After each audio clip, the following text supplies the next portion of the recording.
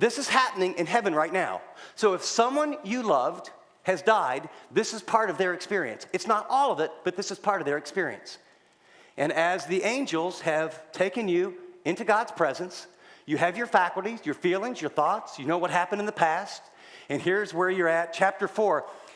After this I looked, John is giving a snapshot of heaven by Jesus. And there before him was a door standing open in heaven. And the voice I heard first speaking to me was like a trumpet. And it said, come up here and I will show you what must take place after this.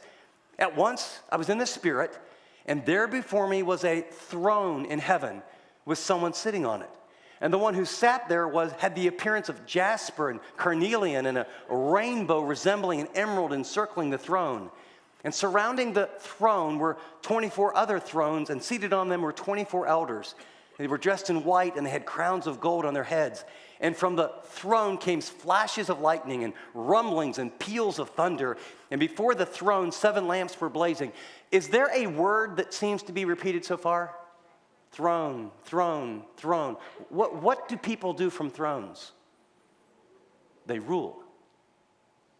The very first snapshot of heaven, there is someone in control of everything. Not just this little planet, the galaxies, everything. And it's overwhelming. And then notice, in the center, around the throne, are 4 living creatures. And they were covered with eyes in front and in back. Eyes, perception, soaking in. And they're flying. And notice, what are they saying? Holy, holy, holy is the Lord God Almighty, who was and is to come. We learn, number 1, God is holy. Number 2, he's all-powerful. And 3, he's eternal. He's forever and ever. He's the uncreated one. He's the infinite reference point. He's the center and the focus of all of life, past, present, and future. Holy is, he's not like any of us. He's not a ramped up, more loving kind of a father or person. There is no category for him. That's what holy means, separated, different. And you will bow before him. And you will have a simultaneous experience of being drawn and loved and being overwhelmed and afraid all at the same time because of his great power and holiness and yet his affection for you.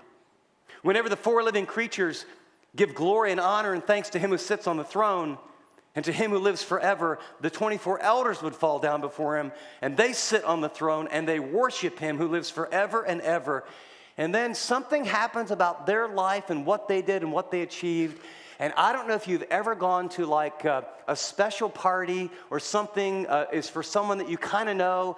And it's one of those deals where you don't know whether you're supposed to bring a gift or not. And so you think you probably shouldn't. And then you get there and it's a pretty important person and everyone else is giving gifts to this person. And you realize you don't have one. You know that feeling? You've been there? That's what people who have died, ushered into the presence of God, they were genuinely forgiven and saved by faith, but basically spent most all of their life living for themselves. There are no rewards. They have nothing to give, but these elders do. Paul talks about crowns and rewards and this opportunity, and they worship.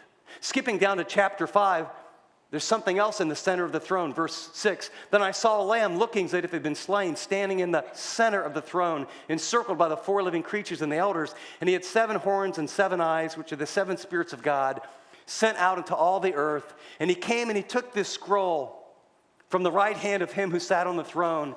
And as he took it, the 4 living creatures and the 24 elders fell down before the Lamb, speaking of Christ.